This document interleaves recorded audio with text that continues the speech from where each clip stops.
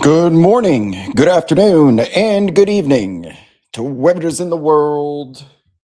You are streaming here on Twitter.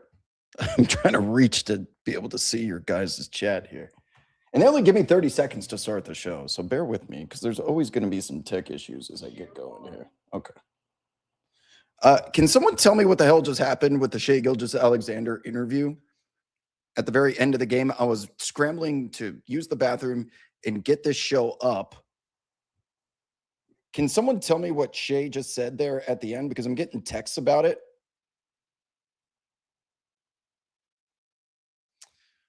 And I didn't hear it. Your Uncle Shan says that was strange. Yeah, I'm going to need details. Otherwise, I'm going to have to take a break before we begin tonight's show. What did he say about his teammate? Chad, can you summarize it for me really quickly? Nate says, I don't know if it was good. I'm going to need more context than that, please, because I did not see it. Can someone tell me or try and paraphrase it? I just got 3 text messages about it. How you doing? Says, he said, I don't know if it was a good thing when asked about iHeart guarding Wemby. Oh, interesting. It was about Hartenstein's impact. Thank you, chat. Shai said Hartenstein did not make an impact on Wemby. Maybe he was trying to protect him from dirty play accusations. YouTube chat is saying she asked about iHeart's impact on the game, and he said it wasn't good. He said we did a bad job and then said we did a good job, and he wasn't trolling. Could he have misheard the question? He's going to get, because this is drawing such, it's soliciting such reaction here, he's going to get asked about it in the post-game press conference, and I'm obviously not watching it because I'm busy doing a show with all of you.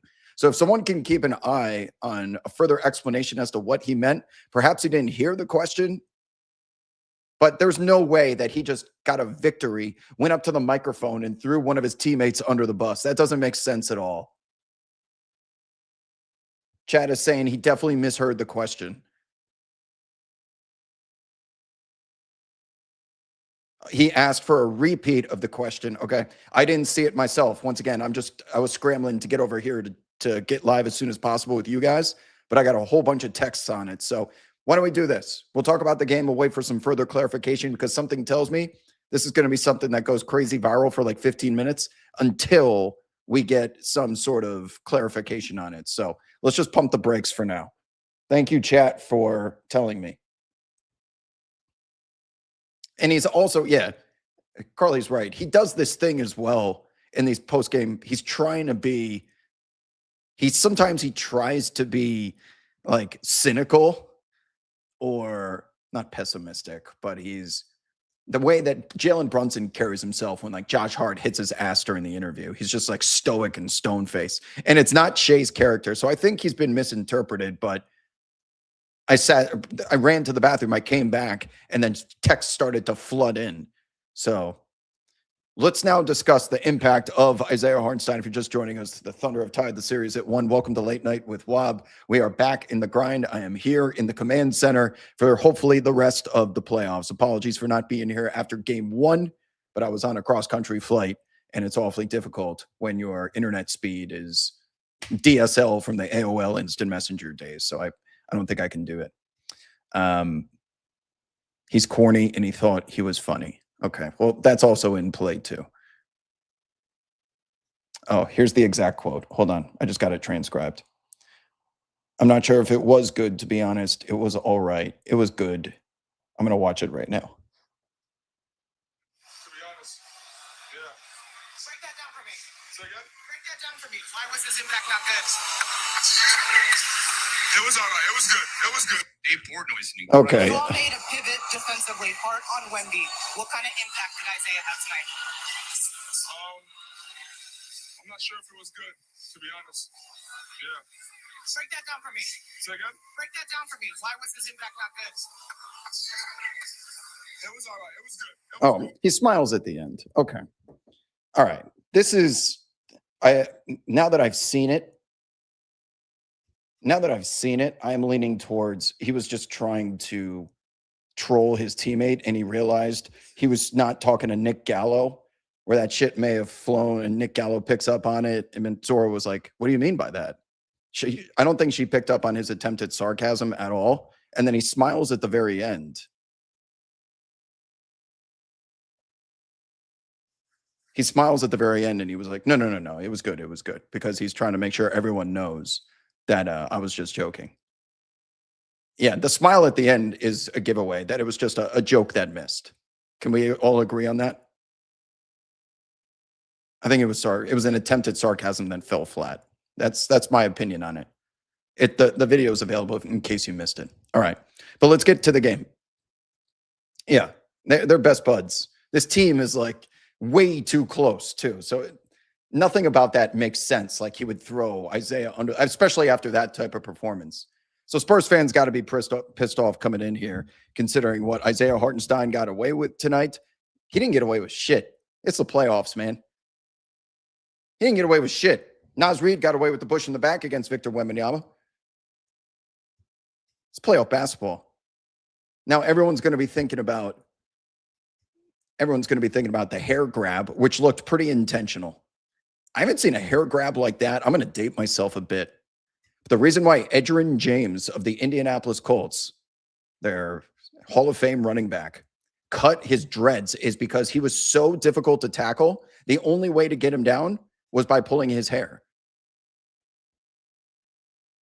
And Steph Castle, with his giant head of hair, Isaiah very clearly reaches out with the intention to try and slow him down. And that, if that was reviewed, that probably would have been an unsportsmanlike act. I don't think they went to the monitor for that. I think it was a different act, didn't they? I thought that one was definitely intentional, but it went uncalled. The same way the Naz Reid push in the back in game 1 of the conference semifinals went uncalled. Question in the chat is, so we can pull hair now? That's acceptable because it's the playoffs? No, it's not acceptable, but the referees have to see it. It's a lot easier for us watching this in slow motion replay because NBC has been doing a phenomenal job of zooming in on Wemby when he was asking about the flagrant foul that got him ejected. Like, Victor Wembanyama has returned the favor several times this playoffs and postseason. Tonight, the Spurs were more the recipient of some of these plays. But Tony Brothers and whoever else his crew was at the game tonight, they are not standing right on top of that the same way that our camera angle in our living room was. I think that should be pretty easy to understand. Guys, you can say that the ref was right there. Of course they're right there. They're on the court. But the play is moving so fast that if he's simply standing behind Steph Castle and he doesn't see the front of the hair grab, I think I'm telling you that it was intentional. And if it was caught and reviewed, it probably would have been a flagrant foul. I'm not sitting here justifying it. It was a missed call. I have to come in the chat and say you're better than that. It's playoff basketball, man. There's dirty shit going on all over the floor. Everyone's running through screens, throwing out chicken wings on the way through, little forearm shoves. It was dirty play and it went uncalled. Statement of fact, not even an opinion.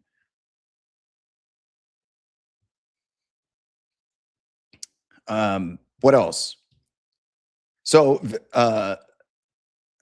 Victor, guys, stop getting your brains washed by some people that you follow on Twitter and saying like, this is a dirty game. This is a dirty game. Man, it's every playoff game is dirty. Thunder weren't doing anything that any other team has done against Wemby in the past, and the Spurs will undoubtedly return the favor, and everyone will just be keeping score. Well, this is what Isaiah did. This is what Caruso did, so we're entitled to do this. Yeah, you certainly are. Do that shit until you get caught. It's been part of the game forever. You're talking to someone that dates himself back to 90s basketball. This shit is just another day ending in Y for a different era, but I can understand how a younger generation feels like that this is not acceptable in today's game, perhaps in the regular season. But again, the referees have to catch it. So Isaiah, there was a lot to take away from this one, people. Isaiah Hartenstein is tactically deployed to defend Victor Wembanyama as the primary assignment. And if you were listening to the radio show earlier today, Prediction was Oklahoma City by 8 points exactly. I missed by 1. However, I didn't get to the second part of the prediction because it was at the end of the show. And I did think there was a chance that Isaiah Hartenstein was going to be removed out of the starting lineup for Cason Wallace.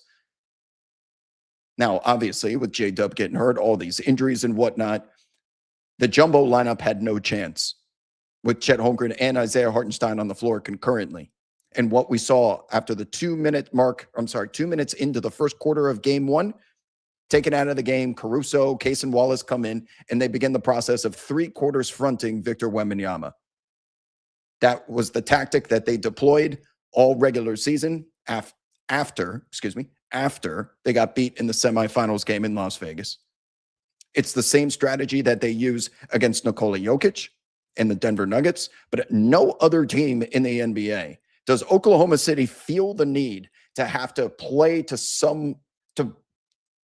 mold their defense to someone else's style and game. Only Nikola Jokic and Victor Wembanyama have proved to be talents worthy enough that OKC will get out of their whole, let's start with a little jumbo dual center lineup. Let's go to small ball with Jay Will at the 5, and then we put those hyenas on the floor and Caruso and Wallace and Dort, and we just get into every single passing lane. They get to experiment as if they're at a basketball buffet for the first hour and a half of real time before they start settling in on a strategy. They just have the luxury of optionality. The San Antonio Spurs, after the first 2 minutes of game 1, made Oklahoma City show their hand on what they want to do. And now the fronting strategy, people, it's usually Alex Caruso because it's not a full front. Victor Wembanyama wants to get to the nail on the free throw line or between the elbows. He wants an entry pass above his head so that he can turn face and have the full optionality of the floor in front of him to make a decision from. He can just raise up and shoot. He can put the ball on the floor. He can get nasty at the rim, or he can kick to the corners where Champagnie and Devin Vassell are waiting for someone to help off the strong side corner. The 3 quarters front strategy forces Victor Wembanyama, because it's not a full front, where full front the pass would go over the top.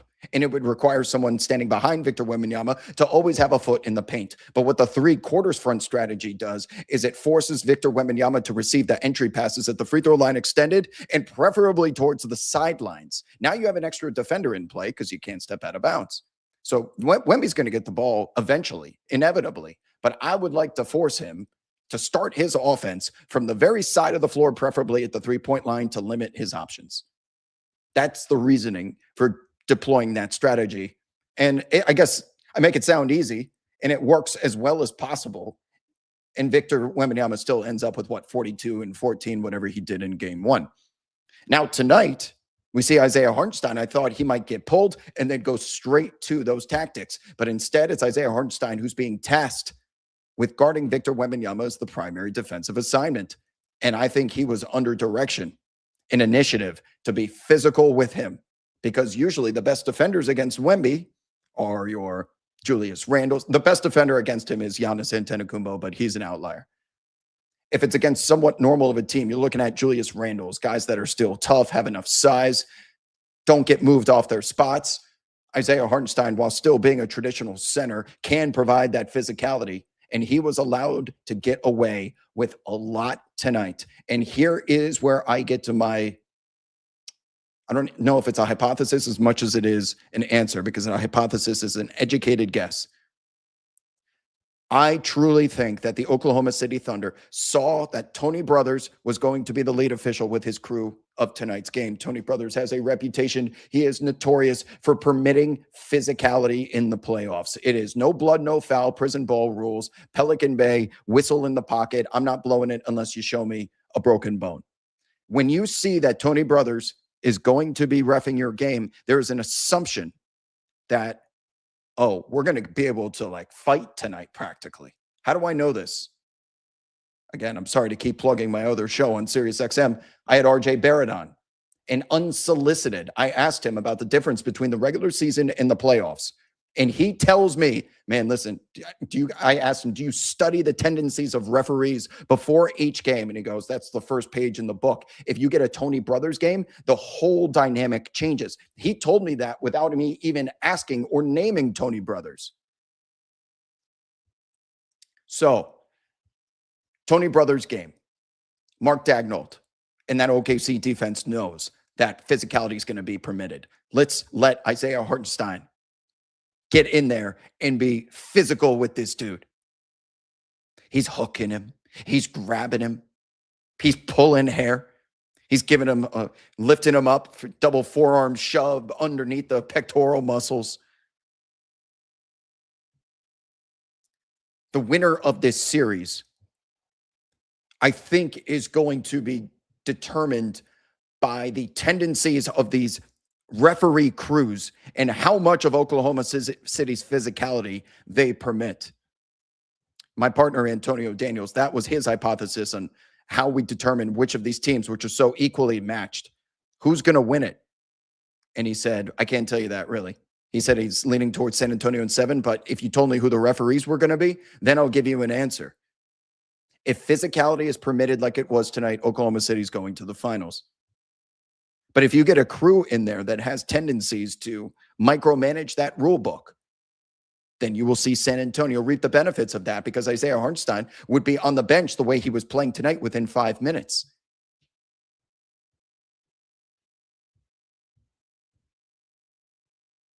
That's a fact. And if you're a Spurs fan, you're a little tilted by having to use both of your challenges in the first half. Now, to San Antonio's credit, because you want to hold on to at least one of those as long as possible if there's an obvious missed call in the final seconds. You're only using those in what are considered high leverage spots. A high leverage spot is not just an obvious someone kicked the ball out of bounds and they made the wrong call. There's no leverage there because you don't take any points off the board. You don't give someone a foul or take a foul away. You want to use those challenges when there's a lot at stake, like someone has an and one, and you want to challenge, was that a charge or a block? The foul goes on the other player, and you take 2 points off of the board, a high leverage spot. This was the highest leverage spot possible for the San Antonio Spurs, which was both points off the board as well as Victor Wembanyama subtracting a foul. The first time was one of those original Isaiah Hartenstein hooks. Okay. They overrule it. Congratulations. The second of which was Wembanyama's clean block of Chet Holmgren, if I'm not mistaken, in the second quarter. They win both of them. They save Wemby 2 fouls as he was approaching foul trouble in that first half. Massive spots. Congratulations. Great job, Spurs. But unfortunately, in today's NBA, you are rewarded with no more challenges for the rest of the game. So the initial call really, really matters here, people. And because they were so adamant on allowing physicality tonight, I will say I felt like San Antonio, when it comes to getting a little referee luck or creating your own luck, they were on the wrong side of it because they had to use both of their challenges. They were not that they needed it for a future moment or a pivotal moment, but that is an advantage which they no longer had access to. So allowing Hartenstein to get away with borderline dirty plays or tough playoff basketball, however you interpret what was going on tonight, I would say was the biggest reason why OKC was able to hold off several San Antonio Spurs avalanches trying to come back. Shea was a lot better getting to his spots.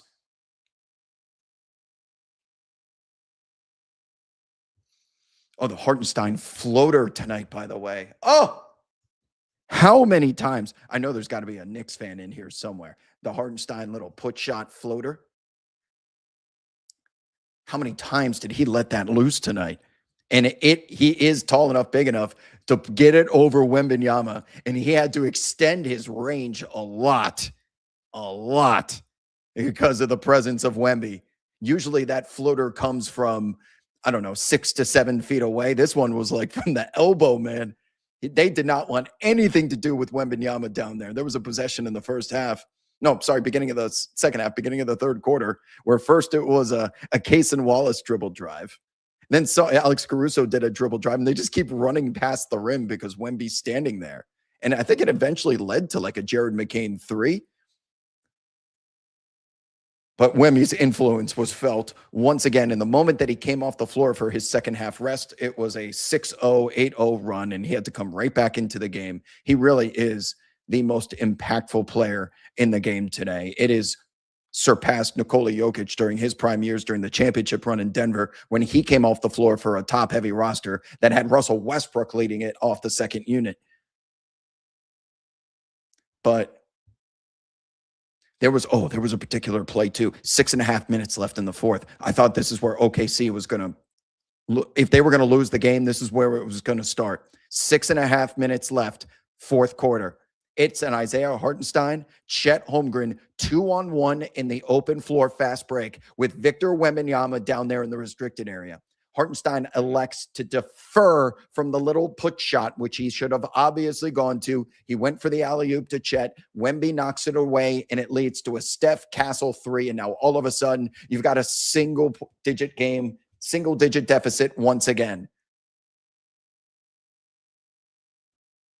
I thought that was the moment OKC fucked up, and we were about to have a sequel as good as the original. And tonight's game was no slouch. I mean, this was as entertaining as most of these playoff games have been, but the first one is an all-time, postseason game.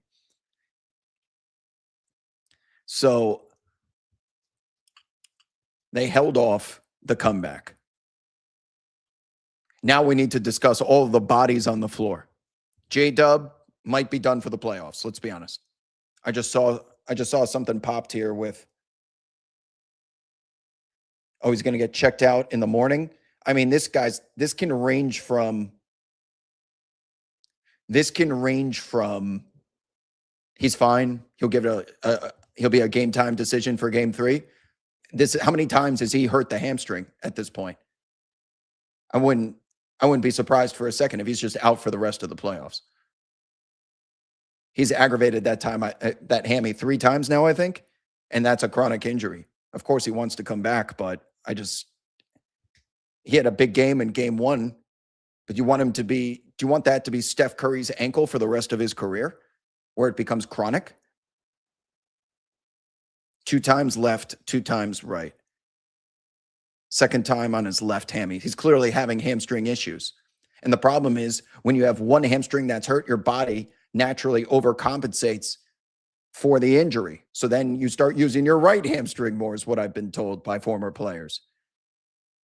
Even if you're not thinking about it, your body naturally does it. I mean, we all experience this in real life outside of basketball, but it sure seems to be magnified when the game is played at this speed. Speaking of hamstrings, the guy that I have compared to finishing at the rim to Kyrie Irving, Dylan Harper. No clue what's going to happen here. Dylan Harper, without De'Aaron Fox, has stepped in there and just seamlessly replaced a guy who's making more money than anyone on the roster, a former clutch player of the year, the guy that you go to down the stretch of a close game to initiate offense. Dylan Harper has just said, we're good. And he finishes at the rim. I think he just turned 20. He was technically a teenager to start the season, but no one that young should be able to look like that finishing at the rim amongst these trees. If Dylan Harper's out, what do we do? Even if De'Aaron Fox comes back, who's going to spearhead the offense of that second unit when Dylan Harper would traditionally go back to leading it, at least on the offensive side? We saw McLaughlin, we saw Harrison Barnes, Keldon Johnson, Luke Cornett. I'm still waiting for who's going to be the microwave scorer there. Are we going to have to start to stagger Devin Vassell's minutes and ask him to take on the responsibility of a different role? I don't know where they go. Then that's going to mean that either De'Aaron Fox or Victor Wembanyama has to be on the floor at all times. We're going to have to start thinking about the San Antonio Spurs the same way that we do with the Denver Nuggets when it's Jamal Murray and Nikola Jokic. Like, one's got to be on the floor or else we're doomed. Oh, yeah. Speaking of shout out to Eat More Tacos in the YouTube chat. Speak of the Denver Nuggets, Aaron Gordon and hamstrings. Do you want J-Dub to be limping around like Aaron Gordon currently is? Because that's where you're headed if you keep rushing him back. Yeah. I see you, Maxwell in the Twitter chat. That Cornette was a -10 in 11 minutes. He got exposed like Zaza Pachulia in the finals. You cannot survive those minutes. Now, he certainly held his own for a majority of the playoffs, but tonight it was a complete liability. And sometimes they try and steal minutes with someone off the bench. I used Zaza as an example. Was there a Thomas Bryant sighting at some point that I can remember? Right. There are these guys that you're trying to get your starter a rest just for a little bit, and they end up going like -6. Immediately got to call timeout and get your starter back into the game. That spot, the ball will always find you. Always find you, especially if you are someone who is just getting integrated into this series. You have to hit the ground running, and Luke Cornett was not there to meet the challenge tonight, because that's probably where they lost the game, was the minutes that Victor Wembanyama was not on the floor. It was a 9-point victory, and he was -10. If Victor Wembanyama hypothetically is on the floor for all 48 minutes, you do the math. No, I wasn't implying that J-Dub was rushed back. My point is, if they rush him back from now, Norman in the chat is saying he missed 1.5 series on a grade 1 strain. It's not the previous handling of it, but he's clearly got a really big problem here. So if he just shows up and starts playing again, and if he tears that thing, it'll never be right for the remainder of his OKC career. And considering the commitment that they have made to him financially, man, he better have some Anthony Edwards in him. Otherwise. Question in the chat, did AJ Mitchell have a cramp or something as he goes down and starts pointing to his quad? I would guess that was either a cramp or a Charlie horse, like Carl in the chat is suggesting, because he did go back to the bench, and I was watching the International League Pass. So I was inside of the arena during the commercial. He didn't really have trainers around him like it was any sort of serious injury. He kind of just like waved them off, but I don't know. Maybe he was just trying to be tough.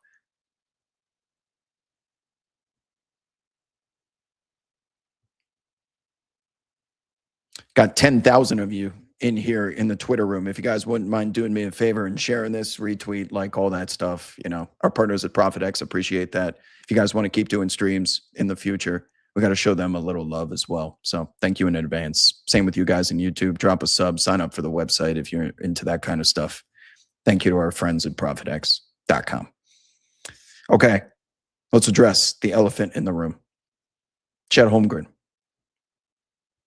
The fuck is going on here? We are approaching territory now with Chet Holmgren, as he is subbed off the floor at the 3:19 mark in the fourth quarter and does not return. He's being played out of this series. And you don't want to make any rash decisions because of one series, but considering who the opponent is and who is likely going to be in the conference finals against you for the next half decade, you're going to need Chet Holmgren, especially if he's being paid like a max player. And if he can't be on the floor, then all of a sudden he becomes Rudy Gobert when he's not against Nikola Jokic. That's a problem.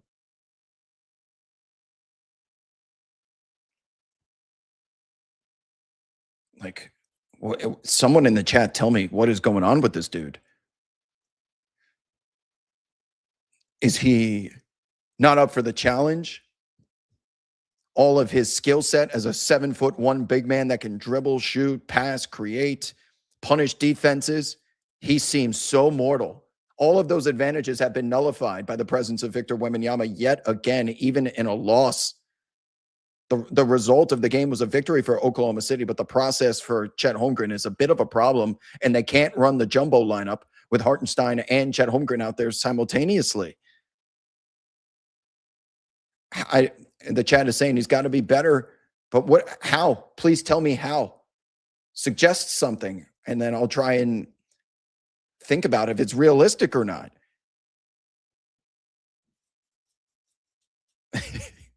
I see you, Carly, who says we're going to seesaw Chet and Harden takes in this series. Well, seesaw between the two. We're certainly not seesawing anything with James Harden in totality. 21 times he was targeted in the fourth quarter and overtime last night. 1.6 points per possession. Like, that is just end of sentence. But with Chet Holmgren, we have a very clear issue here that he can't even be.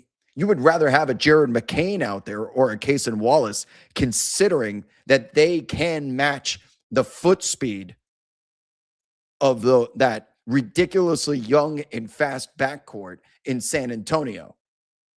You have to have like 4 fleet of foot guards out there at all times.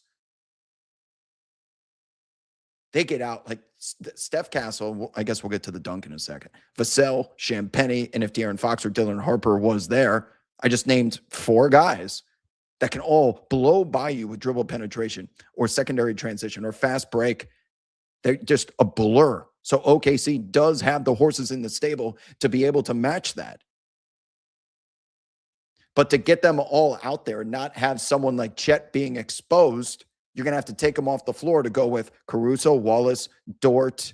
Dort didn't even play that much. AJ Mitchell, Shea, J-Dub if he was available. Like this is just such a tactical fantasy between these two.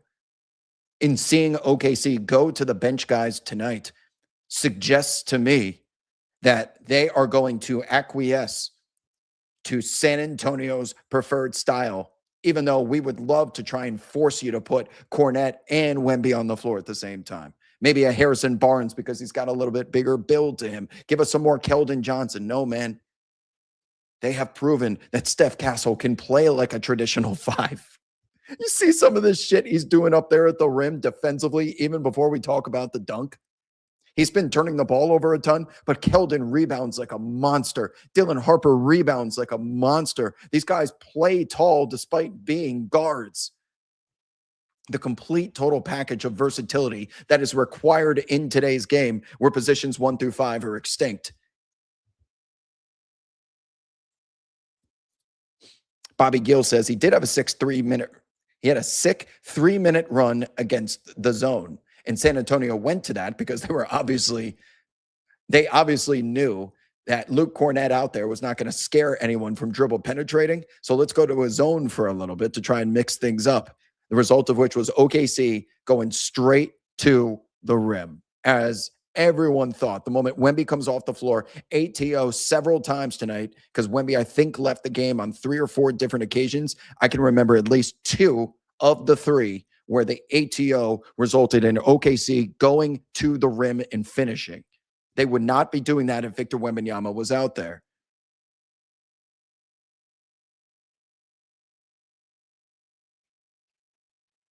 More chats. What's up, YouTube? I see you guys. Bring in Biombo, says Muhammad. Devin says the elephant in the room is the I heart fouls, Wob. There's no elephant in the room. They happened. But it is such a exhausting exercise to complain about fouls that we all will agree there was contact. But the game is being officiated differently. They've been telling us this for weeks and months. Man, it's a foul. If it's a foul in the regular season, if it's a foul in the rule book, it should be a foul now. That's not the way it works. It's not the way it works. Veteran officials traditionally keep the whistles in the pocket. Every time that Shai Gilgeous-Alexander fell over tonight, for the most part, he did not get the whistle. Isaiah Hartenstein played like a man that was directed and or on a mission to muck this game up. Let's force the referees to blow a whistle against us. We know that they want to train them. They want to groom them into getting used to the physicality they play with. You may blow the whistle in the first couple of minutes against us. That's fine. But we are willing to bet that you are not going to blow that whistle for the next 2.5 hours. Because otherwise, you would be turning this into a 6-hour game where every single possession has contact. That's just not realistic, people. This is the advantage that they have over San Antonio, because while Victor Wembanyama exists, they don't have the guys with height. They have guys that play big, but don't stand tall. So Caruso's and Hartenstein's, and if J-Dub was out there, these are guys with build. And if they're willing, Lou Dort is smaller. He obviously plays like Lou Dort, as we know. But these guys right here were on a mission to play as physical defense as they have all season long.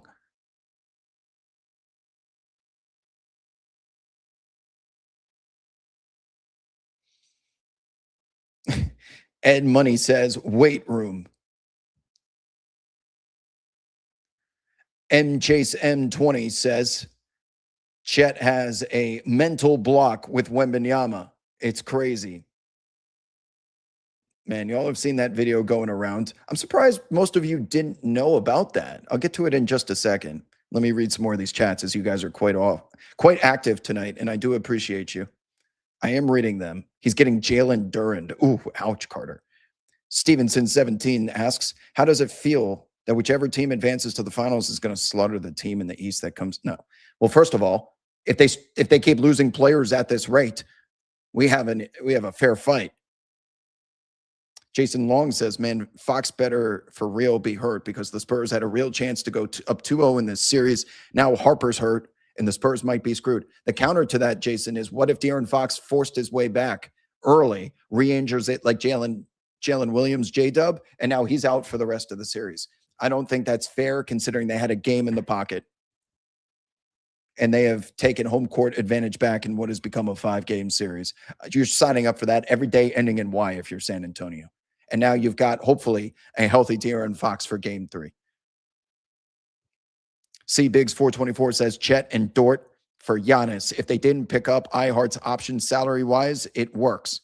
That's going to be the big trade that everyone's thinking about if Oklahoma City is eliminated before hoisting once again the Larry O'Brien trophy.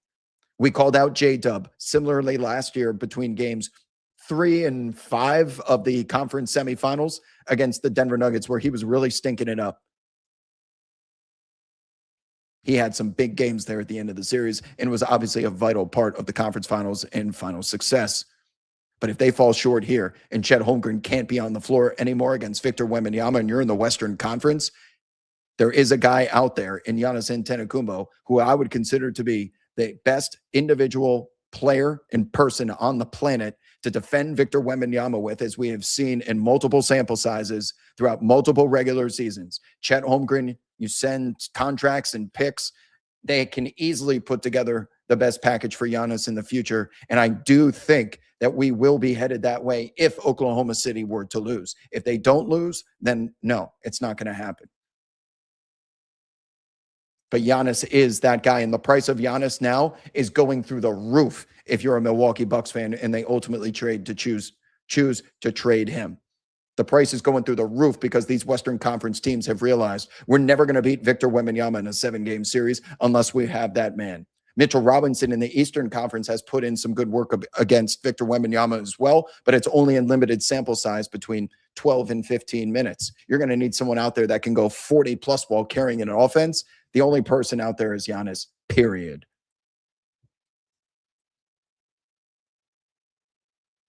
Track Smack Dawn says, I will take the points that come when Wemby gets a break over the points off of a turnover any day. Let me read that again. I will take the points that come when Wemby gets a break over the points off of turnovers any day.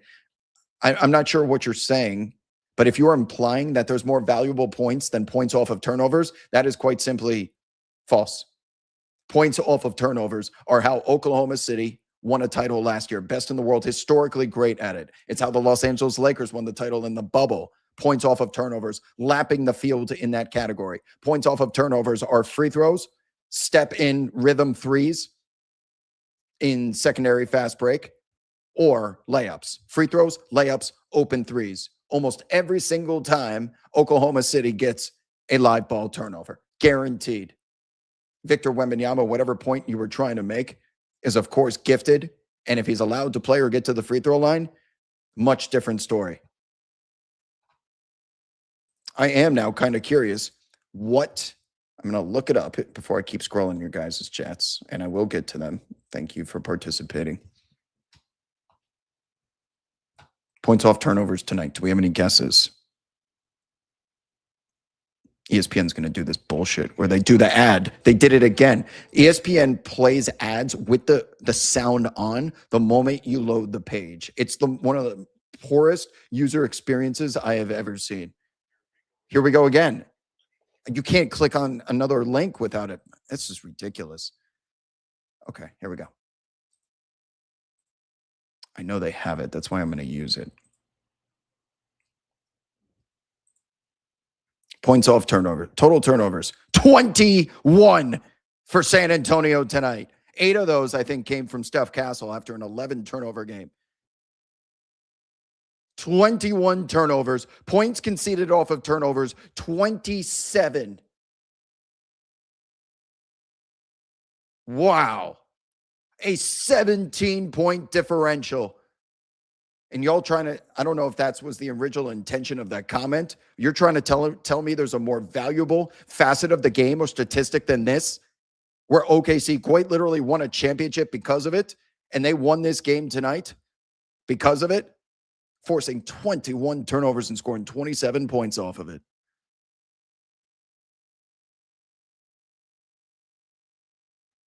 Okay, Track SmackDown said that was actually my point. Sorry, your grammar just made me read it a little, I was a little confused. Dirts C in the chat says the Spurs need someone to come in a game 3 and just clobber these clowns like this is a foul. Fair. Go ahead and do it.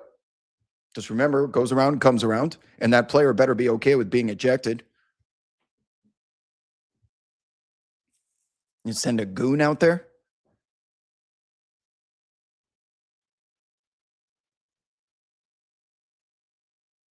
Jish says, contact does not mean foul. Amen. That's how I know you are ascending into boomerhood, Jish.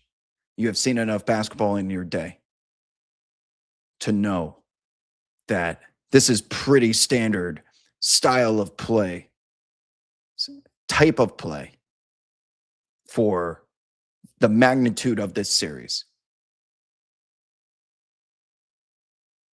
Sohan was the goon.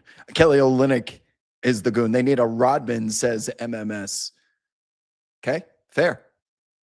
If they feel like, if they go to the tape and see that Isaiah Hartenstein was doing some dirty shit tonight when Steph Castle pulls out his phone and he sees that he got his hair grabbed intentionally, someone go out there and send a message off tip. You guys act like in hockey, they would drop gloves and just start fighting each other if this sport was on an ice rink. Okay, let's do that.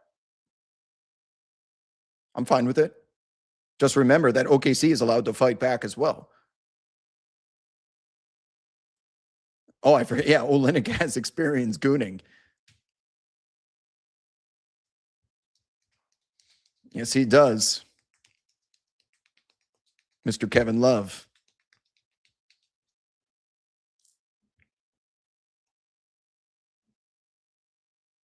One more bet says, has game 2 given you more confidence in the Knicks against one of the teams in the West? Actually, the complete opposite.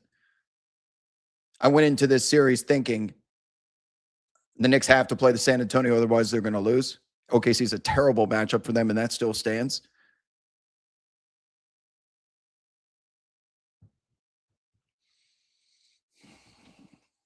But after watching this game, even in a loss, I'm in no rush to try and play the San Antonio Spurs right now.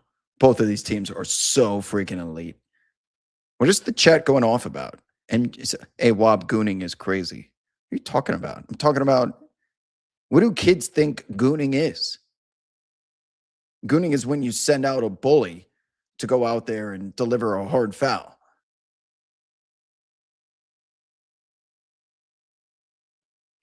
More chats.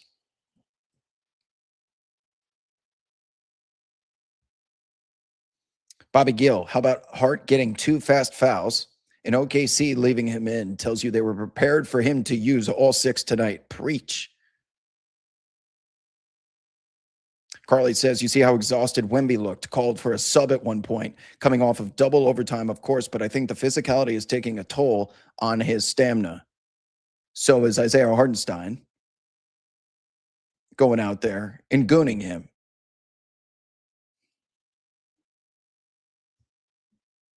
I don't know. The chat is, every time I say the word gooning, they're going bonkers. So I'm just going to keep saying it.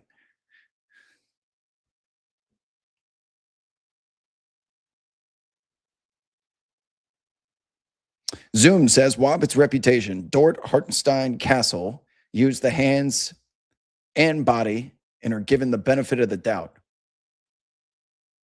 Of course. It's the playoffs, man. I don't know how else I need to tell you this.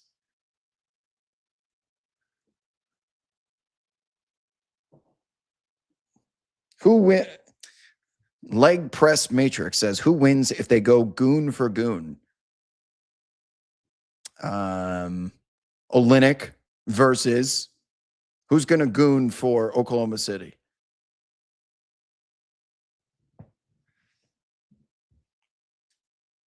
You guys are going to have to nominate. It's got to be Lou Dort, I assume. And are you prepared for him being ejected from the game?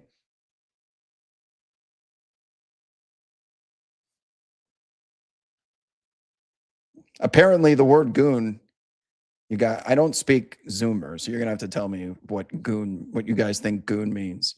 A goon is like the players that the bad boys had. They go out there and goon, which means get really physical to the point that it's unethical and dirty. 20 turnovers in 2 games for Steph Castle. Kenrich Williams, Kenny Hustle, potential goon candidate.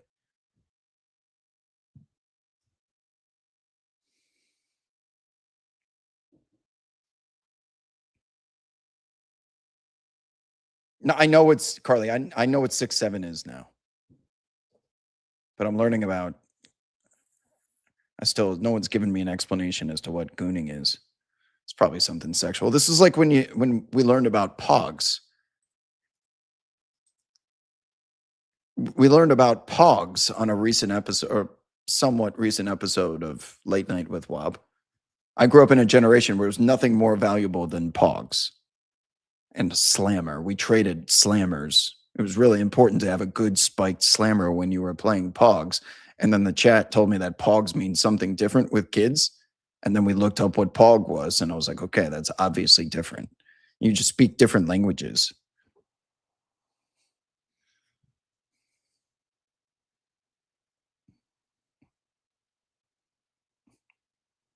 I am obviously not Gen Z. Do you see the gray in my beard? I don't know what the hell chat's talking about.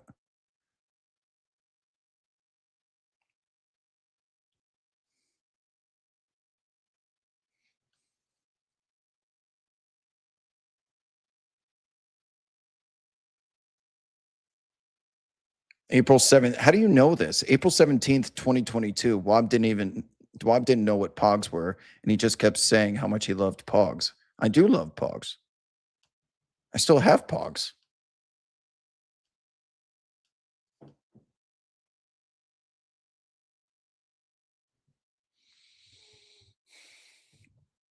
Talk more about dial-up internet. Why am I getting made fun of for my age? You guys came in here to talk basketball, not about me being a boomer. I watch 60 Minutes. I write letters by hand. I'm at the point now that I want to, once I'm done doing NBA content, I want to be a teacher just so I can set my students up for whenever it's time for a test. I'm going to let them believe that this exam is going to be administered through your computers in an online service. And I'm going to trust you guys, honor code, not to cheat. No AI, please. And then they're going to come to class like, oh, this dumbass boomer doesn't think we're actually going to use AI. And then I'm going to say, no computers, put them away. Blue books only. Start writing. Let's see which one of you actually studied. And then I'm going to close the door and stare at them to make sure no one's cheating. That's what I have to look forward to. But I would love nothing more than to see the look on their faces thinking that they have some boomer teacher trying to teach them World War II facts and geography. It's time to write in blue books, bitches.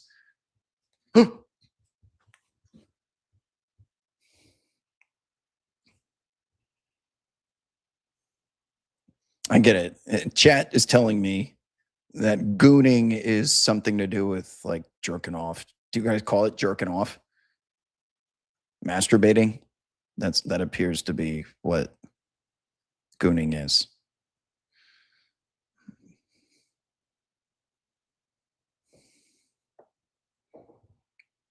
Yeah, no scantrons because those are too easy to cheat.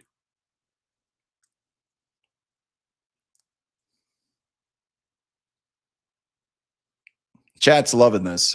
The great basketball questions that you guys were providing for the first 50 minutes of this show have now turned to I'm getting laughed at in YouTube. This is why I watch Late Night with WAP. I learned Zoomer language. Does that intrigue you?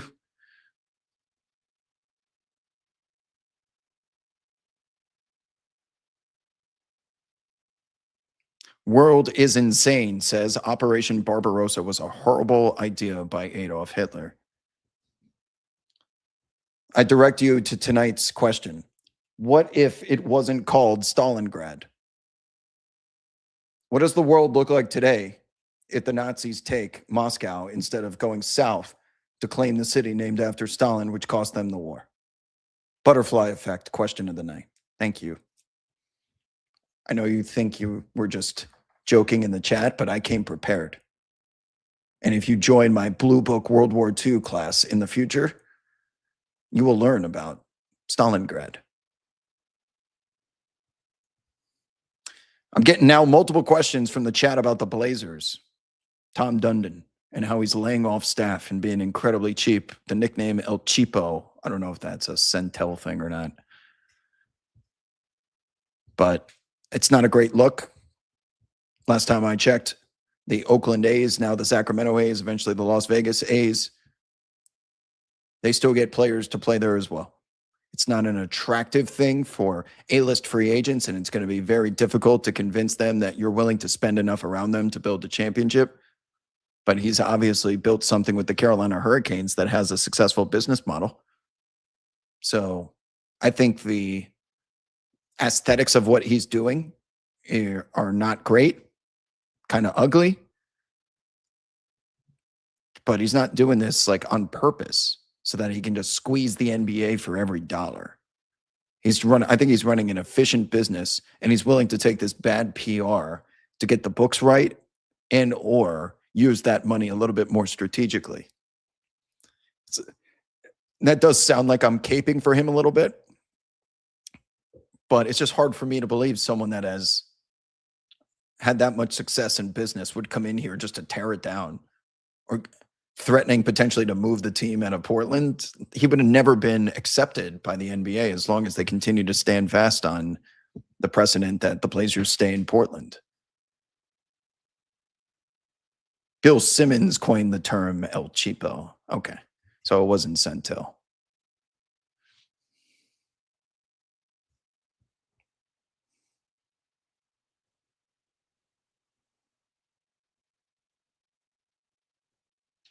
When is the next episode of Late or Birds in the Air? We haven't had a chase in a while. Here in Los Angeles, we have more wildfires, and the choppers have been over there covering that for many days.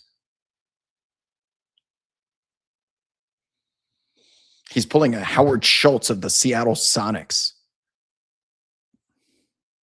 Is he? Is he trying to move the team somewhere? He's telling us for now that he wants to keep it there. Good point. Shaolin Nate says they promised the Sonics they'd stay in Seattle. If I had the answers, I'd give them to you, but I just don't know how he wants to run his business or what his ultimate goals are. So when you ask, like, what do you take on the Blazers situation? I don't think he's doing this to create a basketball sequel to the movie Major League, where all they need is that Cleveland Indians team to suck so she can move it to Miami. She tries her best to butcher the campaign, and all they do is end up being this group of misfits that ends up having success and a great story.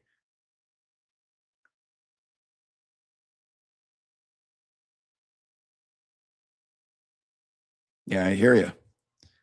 You'd prefer,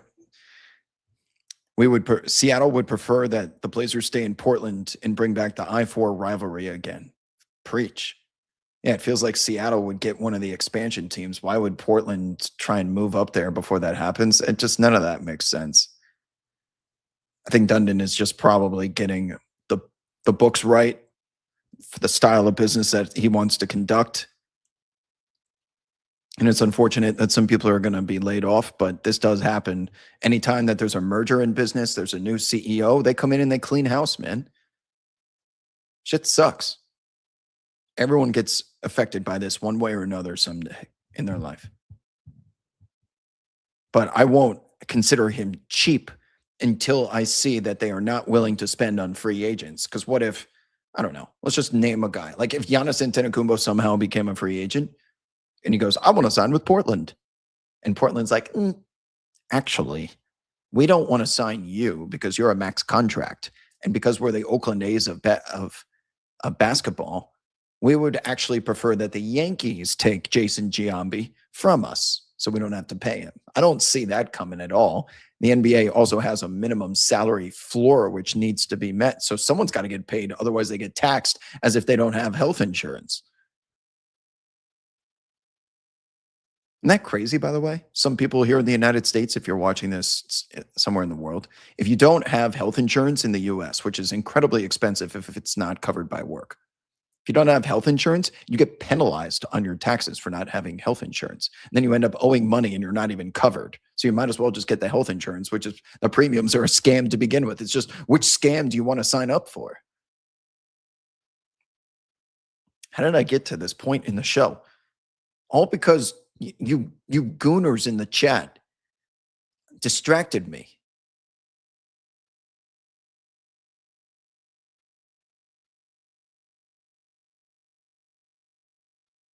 Loyalty is just a word in the dictionary? Damn right. Damn right. Of course, these franchises want you to take a contract that's beneficial to them. You get overpaid, they'll trade your ass in a heartbeat. They even told Blake Griffin, we want to retire your jersey right there. He was on the first flight to Detroit. Loyalty is just a word in the dictionary.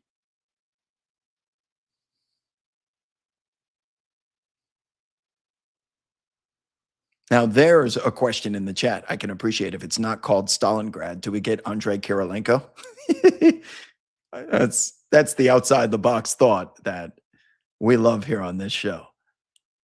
We start off with some serious basketball analysis, and then it just naturally evolves into this. What other show is this ridiculous besides Simmons' podcast? Come on.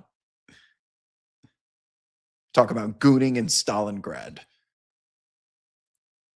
After we discuss how Victor Wembanyama is coming off pin down screens to get open at the nail on the free throw line.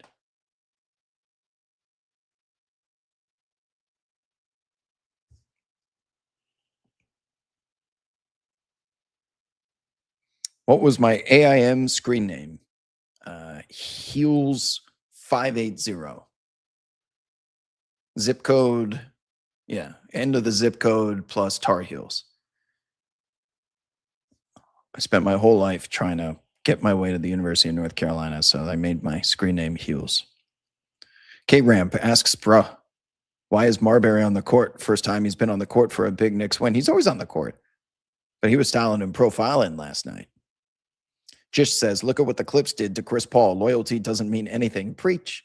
Blake Griffin, Chris Paul. How many times throughout NBA history has a player been screwed by something an executive promised them? That executive gets fired. That executive lies. They get traded. They fall out of favor. You're not the star anymore. Loyalty is just a word in the dictionary. You go sign that contract. You get your bread. You look out for yourself because no one else is. The same goes for anyone that is aspiring to work for a content network or a traditional broadcast network. In sports, wherever. They are going to tell you, we're a family around here. Unless the name of the business is on or above the doors, that means nothing. That means shit. They will get rid of you in a heartbeat. They're telling you that to feel better about yourself, and you drink the Kool-Aid. Don't be buying. That is the biggest red flag in the world when a business that you're interviewing to work for says, we're a family around here. You ain't shit. HR will come for you the moment you fuck up.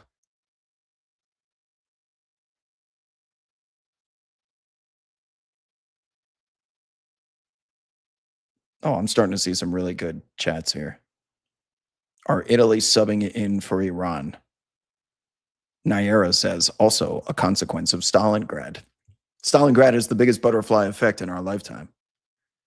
If that goes different, all of us alive right now are living in a different society.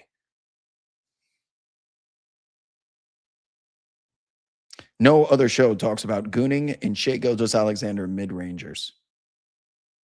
Damn right. What's up, Max? Welcome back. Wob, I just got back from the movie theater and I unfortunately missed the game. You got to see Is God Is. It's one of the best movies of the year so far. I will be happy to illegally stream it. I just watched The Devil Wears Prada 2, 1080p, right on my television. Excellent. Loved it. Miranda, Anne Hathaway, let's go. Braden W says, can we do a history class with Wob on Twitch this summer? Sure. You just need the Knicks to get blown out. John J. Matthews says, Spurs have to be more physical. Got away against the Wolves because skill difference, but the Thunder are too good to not play downhill. Yes, you make sense. And San Antonio is going to be expected to meet the physicality that OKC got away with and played with tonight. But yeah, I mean, it was borderline. Like, I would even say dirty.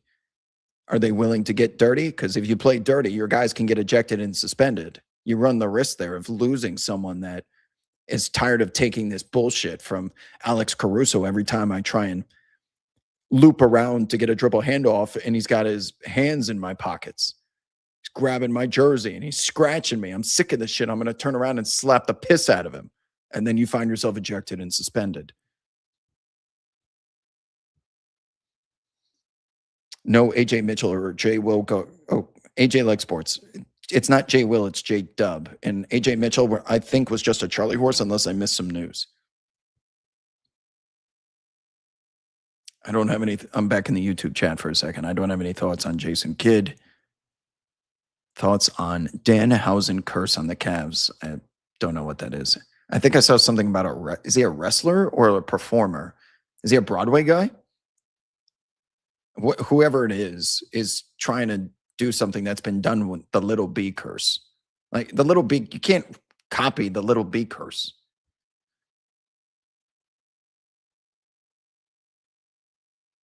It's the same shit, isn't it?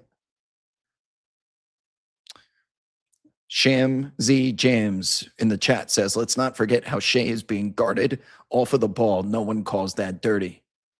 Fair. I mean, there's a lot of shit that we're not seeing in slow motion replay like we did with Isaiah Hartenstein and Steph Castle. We only get the context of what is broadcast to us by NBC. So we're going to formulate our opinions because of a couple of plays, and you better believe that's how narratives are built, even though other shit happens. JPOE Hoops says, Wob, can you start posting to your Blue Sky? Man, there's too many social media channels now. Sorry.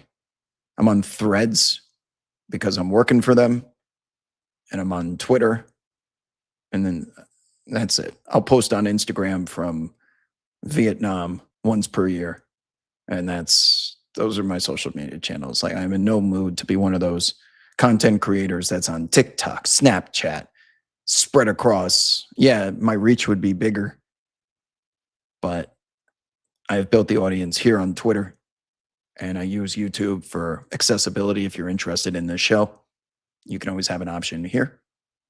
But yeah, it's not a political reason or anything. I'm just lazy. And unless I'm getting paid, I'm not adding another network.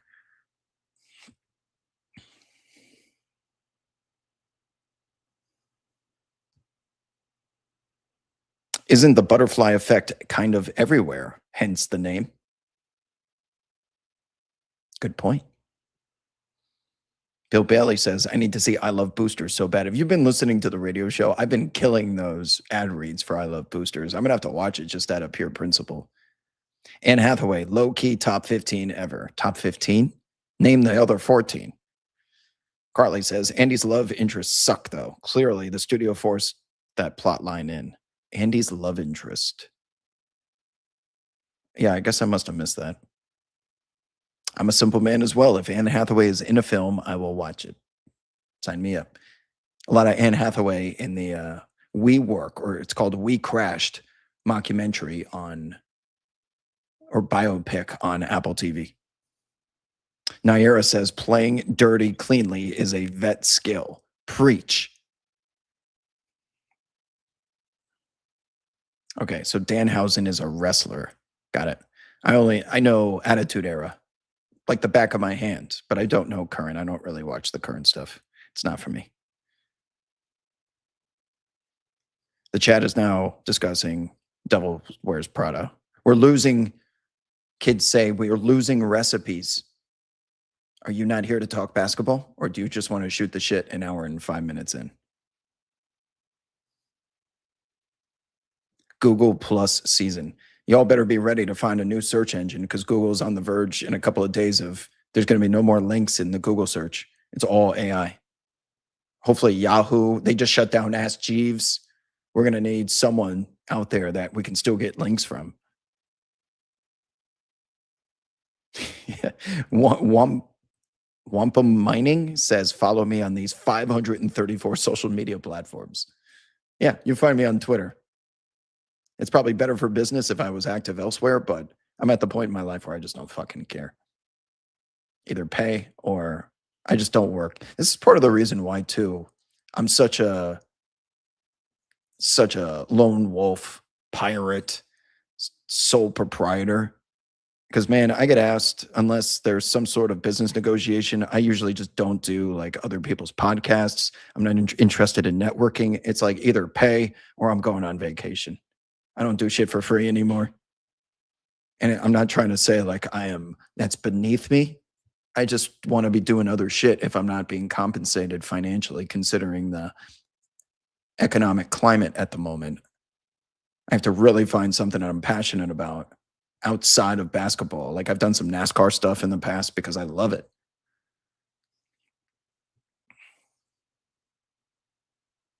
I don't even remember the Australian dude. Oh, wait, yeah, I do.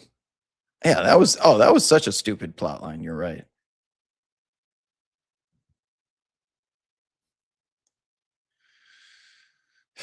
Am I anti-AI? Everyone should be anti-AI.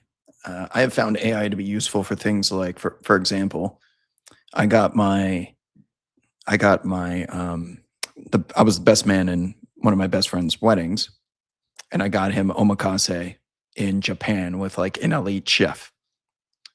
And in the card, I had ChatGPT create an invitation with the details, a picture of the chef.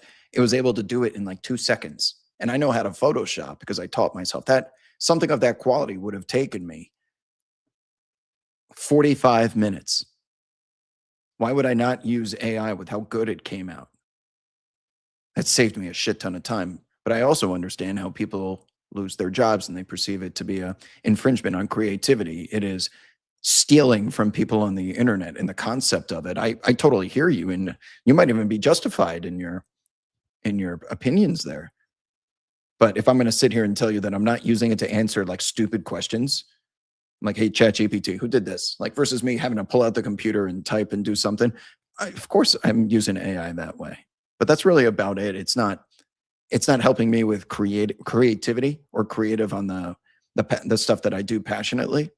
That's all still, yeah.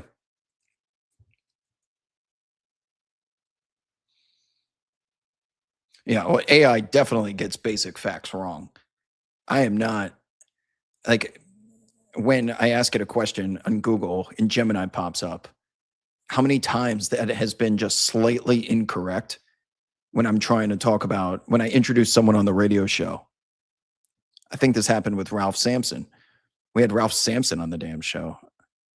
And then AI gave me a wrong statistic about one of his accolades, and I had to like go in and double check for myself. And I'm like, "Dan, that's wrong. It says it right there on the page too."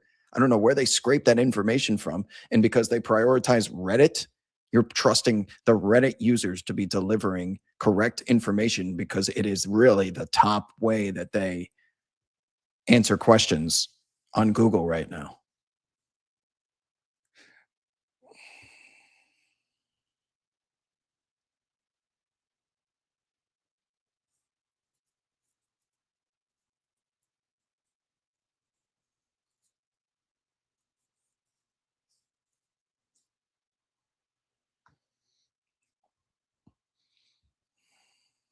JP in the YouTube chat says, I'm a journalist and I found many uses in helping me deep research things that I can't find elsewhere. Basically, just give me a link I would have never found and I go there to, yeah. I think that I think a solid way of using AI to answer questions is have it like suggest and give you an idea, and then you go confirm it from a source that you trust. I think it cuts the process down significantly.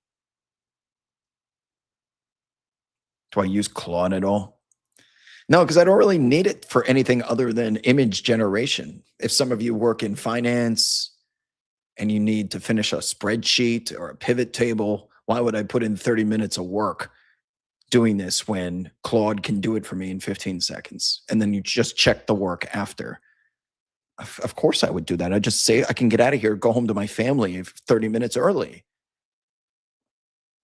I think it's an extreme way of looking at it, meaning I'm against all forms of AI no matter what, or I'm in love with AI. It needs to be integrated into all of our brains. I'm just not an extremist with anything. Even with my basketball takes, I consider myself to be quite level headed. Don't you guys? Even when I go off like I did on James Harden last night, it's justified. It's backed by evidence, validity. Devin in the YouTube chat says, I remember you saying you felt burnt out by covering every dribble of the NBA a couple years back. Are these mostly elite level playoffs dispelling those feelings? I've never had a problem with the playoffs. Playoffs are entertaining as hell, and they've honestly always been for the most part. Even when it was a top heavy league where only 3 or 4 teams were going to win the title and everyone knew who they were. LeBron's Cavs coming out of the East, or the Miami Heat, and then Steph Curry's Warriors and the super team. Maybe the Rockets, maybe like the Celtics or something. That was really about it. Even then, like the playoffs, I'm always entertained by. I am more burned out by the regular season and having to keep up with that when there's some shitty basketball being played with micromanaged physicality out of the rule books, stars missing time.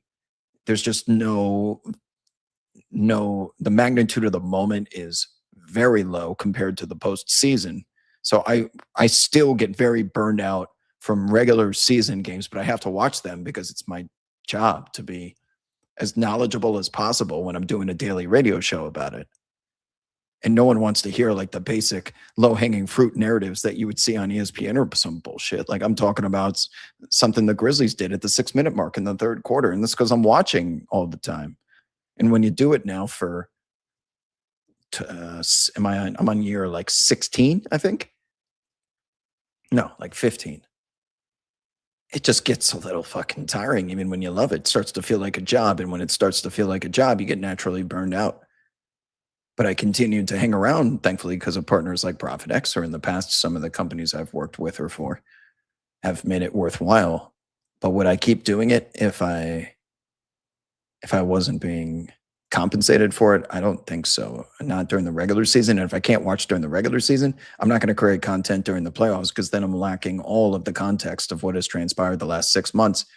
This series rules between the Spurs and the Thunder because we know the story of OKC versus San Antonio and Chet versus Wemby. That was built for us throughout the regular season. The debate over the MVP, like how am I ever going to include myself in an MVP conversation if I'm not watching the games? Like I just would lose care. I'd become more apathetic to it and just kind of pivot to being a casual fan. I'll tell you one thing. If the Knicks win the championship, I will probably retire. If the Knicks win the championship, I'll just, like Barry Sanders, I'm going out on top. I won't feel the need to continue to do this because I've been a dog chasing cars for 30 something years now, ever since John Starks, this is a great way to answer the question. This is a great way to answer your question, Devin. Today on Sirius XM, I retweeted some of the interview. Today on Sirius XM, my co-host for 15 minutes alongside Antonio Daniels was John Starks, who's on like my Mount Rushmore of Wobb's sports heroes. John Starks, Peyton Manning, Roy Williams. Those are my big 3. You could probably put in like Jose Reyes, David Wright, or Mike Piazza. Let's go with Piazza with the New York Mets. Definitely Piazza. Sorry. Piazza, Manning, Roy Williams, John Starks. Had John Starks on the show. And never once did I really feel myself feeling the same butterflies I would have gotten being a fan of his in the 90s as a kid. Now it was, being a radio host and being professional. I don't want to come off as this like, oh my God, he's here. And when you turn this into a job, unfortunately, I think it's only natural for a grown-ass man such as myself to carry themselves in that type of stoic kind of way when inside you're like, holy shit, it's John Starks. That's my guy. So when you lose that type of passion, I don't think it comes through in the work, but it's not something you are like, how cool is this anymore? It's just kind of part of the job now.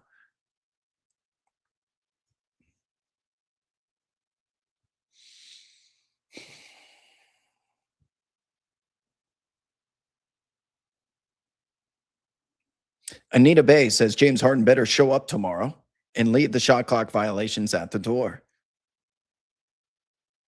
I hope he shows up tomorrow as well, Anita. I'm right there with you. I hope he gets carried in on a velvet, fluffy bed.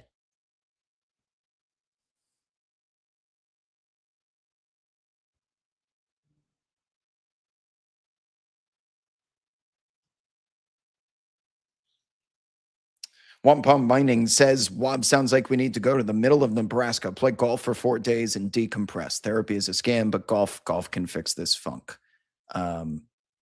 I'm playing golf at Whistler over the summer, but I played golf every day of my life between the age of, 7 and 18, every single day of my life, because I was trying to go to school for it. So golf, unfortunately, is not the answer for me. I play maybe once every year. I'm just burned out by it. I don't find it that fun, even though the concept of being outside and just smacking the ball around, that's fine, but you'll never find me in a competitive golf atmosphere again. What I do is during the regular season, I escape to places. I went to Buenos Aires for 2 weeks this season. Boy, did that help. Summertime in South America, still working and watching games, but just like being somewhere else, expatting style, digital nomading, waking up and just being outside, walking around and going on day trips was huge. It was an excellent choice to remedy burnout.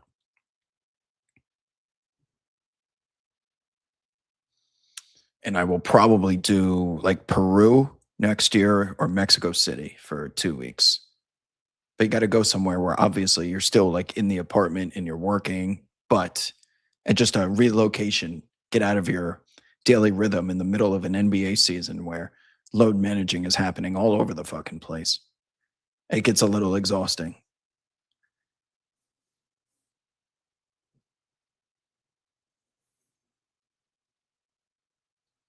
Do I see both of these series going to game 7? Asks Lone Star Shay. I picked OKC in 7. So I will say yes there. And then I picked the Knicks in 5. So I will say no there. And after losing that game 1, I don't know where Cleveland's going to find a game.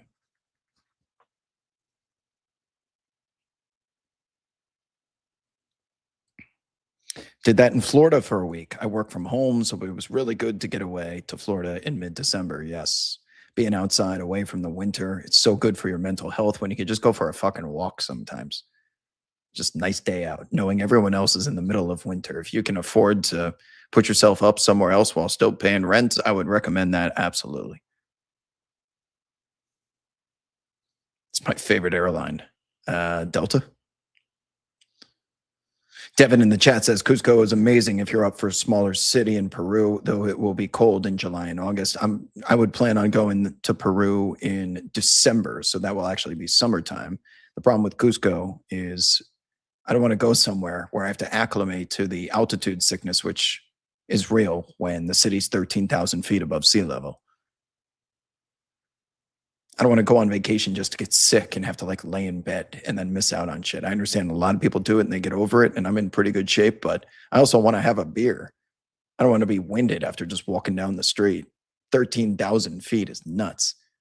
But yeah, I imagine Machu Picchu is amazing. The good news is I'm told Machu Picchu is actually below Cusco. You go down into the valley, so it only gets more and more easier to breathe.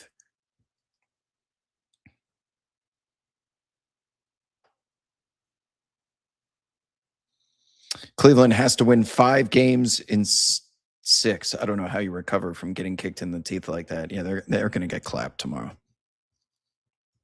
The Knicks, that was the Knicks' 8th day off between games, and they looked like a team that had 8 days off. And they had one of their apathetic regular season performances that required them to have players only meetings a couple of times because it's like, what are we doing here? We know we're good. We're treating all of our opponents disrespectfully. We're not showing up until the 4th quarter. So we're losing games that we shouldn't. Fans are starting to get pissed off. And then they go on like some 7-8 game winning streak and all is well until it happens again. And it was for the first time in a long time we saw that apathetic Knicks defense resurface last night, but that was their one chance to take advantage of it. I can't imagine it's going to happen again. Come to Guna, Egypt, since gooning is the theme. Good to know. JPZ says, I'm going to Vegas soon. Can I stay in your home in Vegas? I'll pay. No, you may not. Sorry. You gooners are going to have to go somewhere else. Cocoa tea helps with all altitude sickness. Good to know. Thank you. Should Kenny Atkinson be worried about his job, assuming they lose this series? I love Kenny, man. He was great to me when we went to Cleveland to talk to these guys for a long time before last year's season.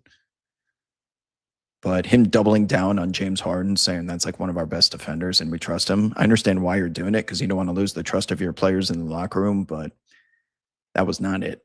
That was not it last night. That was like borderline malpractice, letting him just continuously get roasted over an open flame.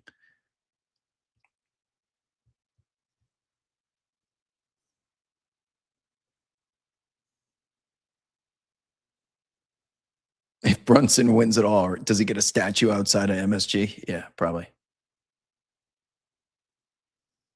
Are there any statues? Can you put a statue outside MSG with Penn Station there?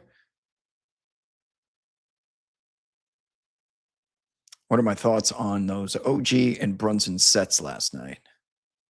Those sets turned into, oh, well, it helps when the Cleveland Cavaliers, they weren't acquiescing, they were capitulating to on-ball screens. Those weren't even real screens. It was just like OG running through the play, and they said, switch! And it was just Harden. By the way, Harden had 5 fouls. That's why what Kenny said, doubling down in the postgame press conference, that's one of our best defenders, and we're comfortable with it. Even if that was the truth, the guy that you are trusting had 5 fouls for a chunk of that 4th quarter in OT. That makes just no sense. No one would ever honestly believe that unless you were just trying to trust your player.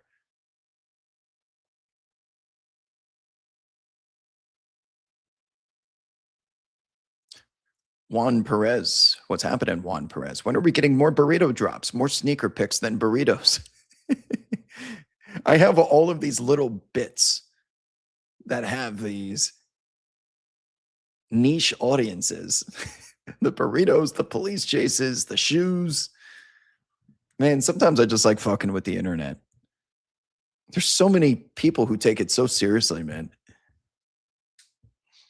That's why I continue to run these bits, because it's hilarious watching people react. And people are so gullible. They're so gullible. I can say or do anything and they'll believe it.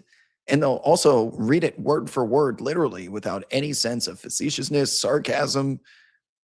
Like, man, do people know how to, do they have reading comprehension anymore? Apparently not. Maybe AI is bad.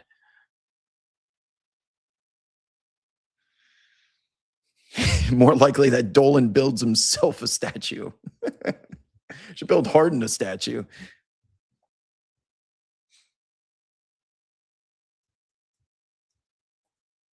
Man, Brunson was cooking that dude last night.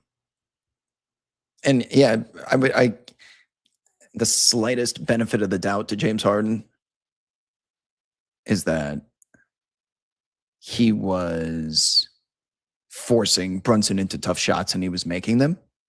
Okay, even if that's true, like Jalen Brunson understood that he had 5 fouls, and he's never once intimidated by James Harden's isolation defense.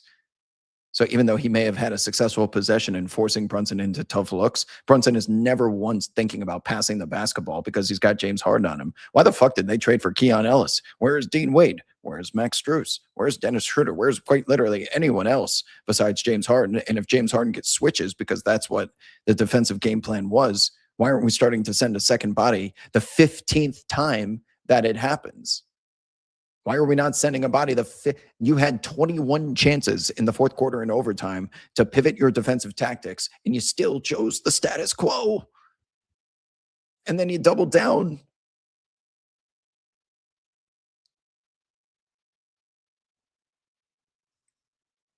Kids do not know how to read. I agree. Kids do not know how to read because they did not have schooling during COVID. They have iPads that do everything for them. Do they know how to like write a letter? Do they know how to actually write with a pen? Probably not. They don't read. Millennial parents like me, I'm not a millennial parent. I'm saying other millennials who parent. How many times I walk into their living room and their kids have like iPads and they're barely a year old and they're like over there scrolling. I'm like, you're getting that kid addicted to that thing. And now that they're starting to grow up, these kids have zero reading comprehension. They need that thing like they need it like it's oxygen to breathe. But who am I? I'm not a parent, so why, like, who am I to tell them how to? I digress. What's the last book I read?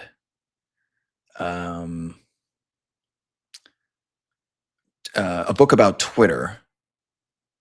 It was the story of Elon's purchase of Twitter. Something, the Battle for the Bird. Battle for the Bird.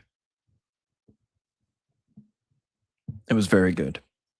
All the real details of how Twitter got sold and what happened once behind the scenes, what Elon did with it.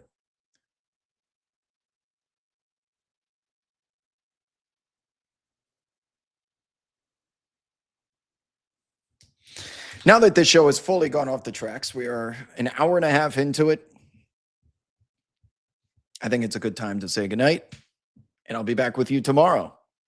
The good news about me being out all of last week going to the wedding in New Jersey is I got nothing but time, unless it's a complete blowout tomorrow. If it's a close game, I'll be here. If it's not, I'll just do the post-game thoughts and save the next show for after game 3 of the Thunder and the Spurs.